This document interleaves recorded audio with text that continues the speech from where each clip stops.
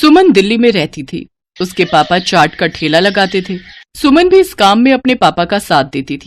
पापा, ये लो, सारे गोलगप्पे भी तैयार हो गए और पानी भी बना दिया। बस मीठी चटनी आप बना लो, मैंने हरी चटनी बना दी है। सुमन बिटिया, सारा काम तो तूने ही कर दिया। तू तो मेरी आदत खराब कर रही है बेटी। कुछ दिनों में तू ससुराल चली जाएगी तो तेरे बिना काम में बिल्कुल मन नहीं लगेगा। तेरी बहुत कमी खलेगी बिटिया। बस रो दिए। सुमन, अब तू ही अपने पापा को संभाल। थोड़ी थोड़ी देर में मन भारी कर लेते हैं। पापा, मैं आपको छोड़कर कहीं नहीं जाऊंगी। मुझे ये शादी नहीं करनी। मैं भी आपके और माँ के बिना नहीं रह पाऊंगी। पापा। नहीं बिटिया, ऐसे नहीं कहते। बेटियों को अपने ससुराल जाना ही होता है।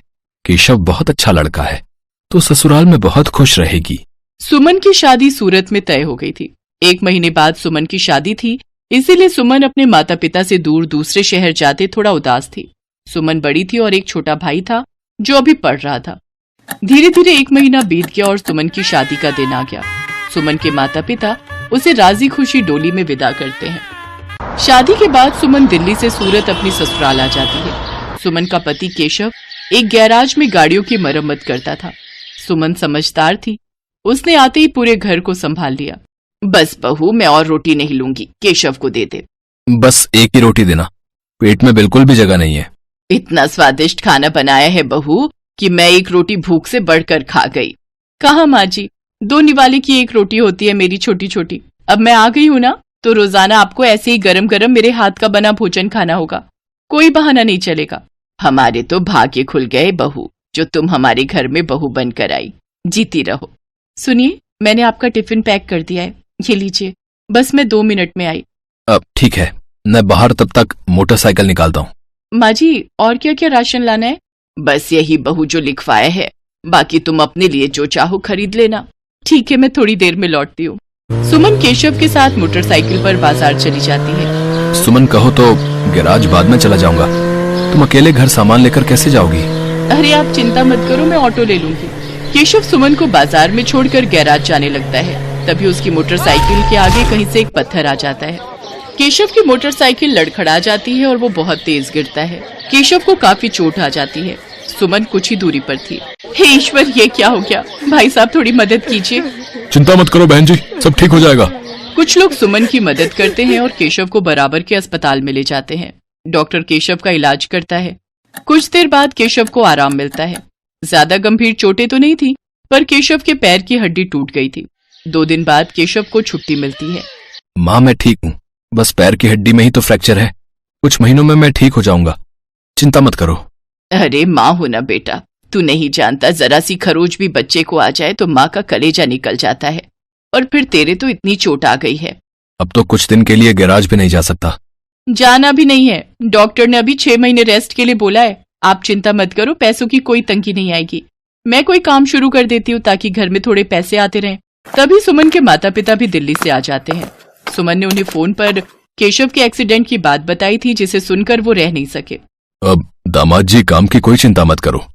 सुमन ने मेरे से चाट बनाना बहुत अच्छे से सीखा हुआ है। सुमन बिटिया, तू यहाँ सूरत में दिल्ली वाले गोलगप्पे शुरू कर, वो तो बहुत अच्छे बनाती है। कुछ दिन मैं यहाँ रुक जाता हूँ, जब काम सेट हो जाएगा तब मैं वापस चला जाऊंगा। हाँ पापा, ये ठीक रहेगा। दिल्ली वाले गोलगप्पे यहाँ बहुत अच्छे चलेंगे। हमारे इधर आसपास किसी ने भी दिल्ली वाले गोलगप्पे का काम नहीं शुरू किया हुआ। केशव बेटा, आप सारी चिंता छोड़ दो, पापा और मैं कुछ दिन अब यहीं रहेंगे। शुक्रिया माँ, शुक्रिया पापा, आपने मुझे बहुत हिम्मत दी है। ऐसी बहू और ऐसे समधी सचमुच बहुत नसीब वालों को मिलते हैं। सुमन की सास की आंखों में आंसू आ जाते हैं। केशव को भी अपने सास ससुर के आने के बाद बहुत हिम्मत मिल गई थी। सुमन अपने पापा के साथ सूरत में गोलगप्पे का ठेला शुरू करती है, जिसके ऊपर लिखा था दिल्ली वाले गोलगप्पे। गोलगप्पे के दीवाने तो बहुत लोग हैं और सूरत में तो पानीपुरी के सभी दीवाने हैं। ये देखकर सुमन और उसके पापा ने गोलगप्पे का स्टॉल लगा दिया। उनके बने गोलगप्पे बहुत पसंद किए जाने लगे। सुमन बिटिया, मुझे पता है अब तुम काम अकेले संभाल लोगी। अब हमें चलना चाहिए। सूरज भी अपनी बुआ के घर बहुत दिन से रुका हुआ है। वो उन पर बोल रहा था कि हमारे बिना उदास हो रहा है। हाँ पापा, सूरज बहुत दिन अकेला रुक गया और आपको दिल्ली का भी तो काम संभालना है, वो भी बहुत दिनों से बंद पड़ा है। अब तो मैं सब कुछ संभाल लूंगी, आप मेरी चिंता मत करो। सुमन के माता पिता वापस दिल्ली लौट जाते हैं। उन्हें आए हुए भी बहुत समय हो गया था। अब सुमन अकेले ही रोजाना गोलगप्पे का ठेला लगाने लगी। वो रोजाना सुबह उठकर गोलगप्पे और बाकी का सामान तैयार करती और बाजार निकलती। कुछ भी कहो सुमन दीदी, आपके गोलगप्पे का जवाब नहीं है। हम सारी सहेलियां रोजाना शाम को स्पेशली मार्केट आपके गोलगप्पे खाने के लिए आती हैं। हाँ सुमन दीदी, ये तो सच है, बहुत टेस्टी गोलगप्पे होते हैं आपके, साथ में खट्टा मीठा पानी, बहुत बढ़िया बनाती हो आप। बस आप सब ग्राहक तारीफ कर देते हो, मुझे काम करने में और प्रेरणा मिलती है। ये लो, इसी बात पर 2 गोलगप्पे फालतू खाओ। सुमन रोजाना ऐसे ही शाम के समय बाजार में ठेला लगाती थी। धीरे धीरे सुमन के गोलगप्पे पूरी सूरत में फेमस होने लगे। अब तो उसे शादियों और पार्टी के भी ऑर्डर मिलने लगे। इस काम में सुमन की सास भी उसकी मदद करती थी। कहीं भी शादियों और पार्टी के ऑर्डर मिलते तो सुमन अपनी सास के साथ जाती और वहां पर अपना स्टॉल लगाती। स्टॉल पर दिल्ली वाले गोलगप्पे लिखा देखकर लोगों की भीड़ सबसे पहले वहीं पर टूटती थी। बहुत अच्छे पैसे कमा लिए सुमन ने। फिर एक दिन सुमन केशव और अपनी सास से बोली, सुनो, अब तो तुम्हारी तबीयत में थोड़ा सुधार हो गया है। मैं सोच रही हूँ तुम गैरेज का काम छोड़ दो, हम गोलगप्पे की एक दुकान खोल लेते हैं। अब तो हमारे पास अच्छे पैसे इकट्ठे हो गए हैं, हम कुछ कारीगर भी रख लेंगे। सुमन, तुमने तो मेरी पूरी जिंदगी बदल दी। कहते हैं एक आदमी की सफलता में एक औरत का हाथ होता है, और तुमने तो मेरा बहुत साथ दिया है। तुम जैसा चाहती हो हम वैसा ही करेंगे। जीते रहो मेरे बच्चों। सुमन की मेहनत से सब कुछ अच्छा होने लगा। केशव और सुमन बाजार में किराए पर एक दुकान ले लेते हैं, जहां पर वो अपने साथ साथ कुछ कारीगर भी रखते हैं जो इस काम में उनकी मदद करते थे। कहते हैं परिस्थितियां तो जीवन में आती जाती रहती हैं। परिस्थितियों से डरकर नहीं, बल्कि परिस्थितियों का मुकाबला करके ही जीवन को सरल बनाया जा सकता है। जो व्यक्ति संघर्षों से लड़ता है वही ऊंचे मुकाम प्राप्त करता है। जैसा सुमन ने किया, वो परेशानियों से डरी नहीं बल्कि उनसे बचने का रास्ता ढूंढा।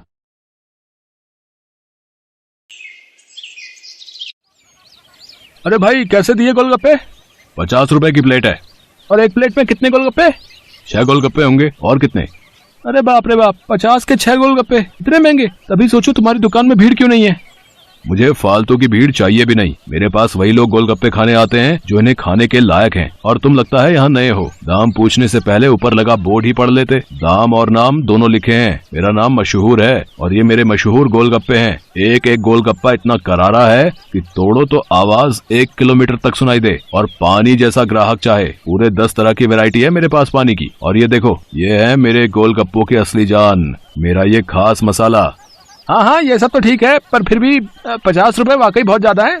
दाम तो यही है और यही रहेगा। अब तुम देख लो कि तुम मेरे गोलगप्पे खाने के लायक हो या नहीं। अरे ये क्या बात हुई, तुम ऐसे बात करते हो अपने ग्राहक से? नहीं, ग्राहक से तो नहीं, पर जो फालतू मेरा वक्त बर्बाद करे उससे मैं ऐसे ही पेश आता हूँ। चलो अब आगे बढ़ो और कोई सस्ता गोलगप्पे का ठेला ढूंढो। मशहूर ऐसा ही था। ये बात तो 100% सच थी कि वो गोलगप्पे बहुत ही अच्छे बनाता था, लेकिन इस बात पर उसे घमंड भी बहुत था। मशहूर का मानना था कि उसके पास हुनर और किस्मत दोनों का साथ है, इसीलिए उसे पूरा यकीन था कि उसका काम कभी मंदा पड़ ही नहीं सकता। और वास्तव में ऐसा हो भी रहा था। मशहूर के पास भले ही ग्राहक कम थे, लेकिन उनसे ही वो अच्छा खासा मुनाफा कमा लेता था। फिर कुछ दिनों के बाद, हाँ भाई, लाओ जरा गोलगप्पे तो लगाना। अरे तुम फिर से आ गए। रेट कम नहीं होंगे, पहले ही बता रहा हूँ।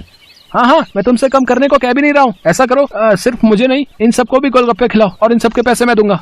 है, पगला गए हो क्या? अब ऐसा करो, पहले पैसे रखो मेरे सामने, फिर बात करना। तुम भी ना बड़े शक्की हो। ये लो, ये रखे तुम्हारे पैसे।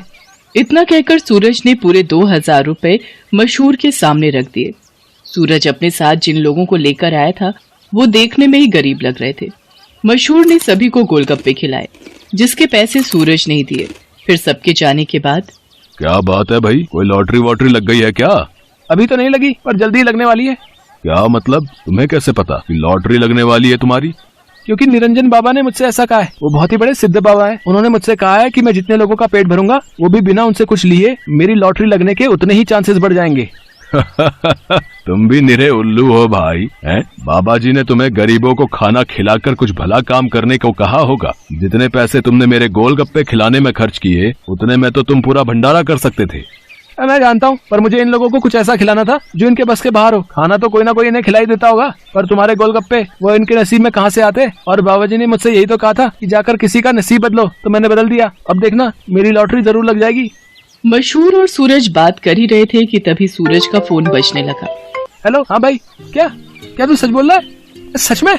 वाह वाह वाह भाई, मजा आ गया भाई, मजा आ गया। तू वहीं रुक, मैं बस वहीं आ रहा हूँ, वहीं आ रहा हूँ मैं। अरे अरे क्या हो गया, कहाँ भागे जा रहे हो? मेरी लॉटरी लग गई भाई, वो भी पूरे 10 लाख की। शुक्रिया भाई, शुक्रिया यार, बहुत शुक्रिया यार, सच में तुम्हारे गोलगप्पों की वजह से ये सब हो पाया। अच्छा अब मैं चलता हूँ, मैं फिर आऊंगा और अगली बार और ज्यादा लोगों को लेकर आऊंगा, तुम तैयार है ना? इतना कहकर सूरज वहाँ से चला गया, लेकिन मशहूर को सोचने पर मजबूर कर गया। मेरे गोलगप्पे ऐसा भी कर सकते हैं, मुझे तो पता ही नहीं था। अगर मुफ्त में मेरे गोलगप्पे खिलाकर इस लड़के की किस्मत खुल सकती है तो फिर मेरी क्यों नहीं? हाँ, अब से मैं भी लोगों के नसीब बदलूंगा। अब वो नहीं, बल्कि मैं खुद अपने गोलगप्पे लोगों को फ्री में खिलाऊंगा। अगले दिन मशहूर ने सबसे पहले अपने लिए एक लॉटरी का टिकट खरीदा और फिर उसके हाव भाव बिल्कुल ही बदल गए। साथ ही उसकी दुकान का बोर्ड भी अब गोलगप्पों की कीमत की जगह पर लिखा था बिल्कुल फ्री। मतलब वो सच में अब लोगों को मुफ्त में गोलगप्पे खिला रहा था। साहब, कभी सपने में भी नहीं सोचा था कि आपकी दुकान में खड़े होकर गोलगप्पे खा सकूंगा। भगवान आपका भला करे, आपकी खूब तरक्की हो, आप जो चाहो वो सब आपको मिले, मैं भगवान से यही प्रार्थना करूंगा। मशहूर को पहली बार किसी ने ऐसा कुछ कहा था। मशहूर को बहुत अच्छा लगा, लेकिन अब भी मशहूर के दिमाग में उसका खुद का फायदा पहले था। उस दिन अपने बनाए हुए सारे गोलगप्पे मुफ्त में खिलाने के बाद वो फौरन लॉटरी ऑफिस पहुंचा। मशहूर चंद, हाँ मुबारक हो, आपको इनाम मिला है पूरे 10,000 का। क्या सिर्फ 10,000? और पहला इनाम तो 10 लाख का था। हाँ, तो वो पहला इनाम भी तो है। आपकी किस्मत इतनी भी अच्छी नहीं है, शुक्र मनाइए कि 10,000 तो मिले। मशहूर इनाम के 10,000 लेकर अपने घर वापस आ गया। वो उदास था और नाराज भी। क्या हुआ जी, लॉटरी लगी क्या? लगी भी और नहीं भी, ये देखो 10,000 मिले हैं। अरे वाह, तो फिर आप उदास क्यों? आपको तो खुश होना चाहिए ना। अरे पर 10,000 से क्या होता है, इतने में तो 4-5 दिनों में अपनी दुकान से ही कमा लेता हूँ। उस लड़के को तो पहला इनाम मिला था, वो भी पूरे 10 लाख का, और उसने तो इतने कम गोलगप्पे खिलाए थे। मैंने तो अपने सारे गोलगप्पे मुफ्त में खिला दिए, फिर भी मुझे क्या मिला और उसे क्या मिला? ओफो, ये सब क्यों सोच रहे हो आप? आपने जितने भी गोलगप्पे मुफ्त में खिलाए उनकी लागत तो निकल गई ना, बोलो। हाँ, उससे तो ज्यादा ही हैं ये पैसे। तो फिर आपको नुकसान थोड़े ही हुआ है जो ऐसे मुंह लटका कर बैठे हो। 4-5 दिनों में जितना कमा पाते वो एक ही दिन में मिल गया, ये कम है क्या? मशहूर को अपनी पत्नी मोहिनी की बात ठीक लगी और उसने अपना इरादा और पक्का कर लिया। उसने आगे भी लोगों को फ्री गोलगप्पे खिलाना जारी रखा और हर रोज लॉटरी का टिकट खरीदना भी, कभी कम तो कभी ज्यादा, लेकिन हर रोज मशहूर का कुछ न कुछ इनाम जरूर निकलता था, जिससे मशहूर का हौसला और भी मजबूत होने लगा। इसके साथ ही मशहूर को अब ये सब करने में बहुत खुशी भी मिल रही थी। हर रोज लोगों के मुस्कुराते चेहरे उसकी दुकान से लौटते थे। उसके गोलगप्पे न जाने कितने मायूस चेहरों की मुस्कान बन रहे थे। फिर एक दिन, अरे मशहूर भाई, ये क्या है? ये कमाल कब से हो गया? बस तुम्हारे जाने के बाद से ही। लेकिन माफ करना भाई, अब तुम फ्री में गोलगप्पे नहीं खिला पाओगे किसी को, क्योंकि ये काम अब मैं करता हूँ और लॉटरी भी मेरी ही लगती है। हाँ, तुम्हारे जितना बड़ा इनाम तो नहीं लगा अब तक, पर मुझे उम्मीद है कि कभी न कभी वो कमाल भी हो ही जाएगा। मशहूर की बात सुनकर सूरज मुस्कुरा दिया और उसने अपनी जेब से अपना विजिटिंग कार्ड निकालकर मशहूर को दिया और उससे बोला, कोई बात नहीं, ये मेरा कार्ड रख लो। अब लॉटरी का टिकट जब भी खरीदना हो तो बस मुझे फोन कर देना, ऑफिस तक आने की जरूरत नहीं पड़ेगी। सूरज के विजिटिंग कार्ड पर उसी लॉटरी ऑफिस का पता लिखा था जहां से मशहूर हर रोज लॉटरी की टिकट खरीदता था। असल में वो ऑफिस सूरज का ही था और उसी की वजह से हर रोज मशहूर का कोई न कोई इनाम जरूर निकल रहा था। कार्ड देखते ही मशहूर सारी बात समझ गया। उसने सूरज के सामने हाथ जोड़ते हुए कहा, मैं ये बिल्कुल नहीं पूछूंगा कि तुमने ये सब क्यों किया, क्योंकि शायद मैं जानता हूँ। बहुत बहुत शुक्रिया भाई, मुझे ये एहसास कराने के लिए कि ज्यादा पैसे कमाने से जरूरी है दुआएं कमाना, लोगों को खुशियाँ बांटना, जो मेरे गोलगप्पे बहुत आसानी से कर सकते हैं। इसके बाद मशहूर ने कभी लॉटरी का टिकट नहीं खरीदा, बल्कि वो फिर से अपने गोलगप्पे बेचने लगा। लेकिन उसके गोलगप्पों का दाम पहले से बहुत कम था, जिसकी वजह से अब हर कोई उसके स्वादिष्ट गोलगप्पों का मजा ले पा रहा था। अब भले ही मशहूर के गोलगप्पे थोड़े सस्ते थे, लेकिन ग्राहक पहले से कहीं ज्यादा थे, मतलब मुनाफा भी पहले से ज्यादा ही था। इसके साथ ही मशहूर ने फ्री गोलगप्पे खिलाना भी नहीं छोड़ा। आखिर के 10-20 गोलगप्पे वो जरूर गरीबों को मुफ्त में खिलाता था, क्योंकि अब उसे गोलगप्पों के साथ साथ खुशियां बांटने की भी आदत जो हो गई थी।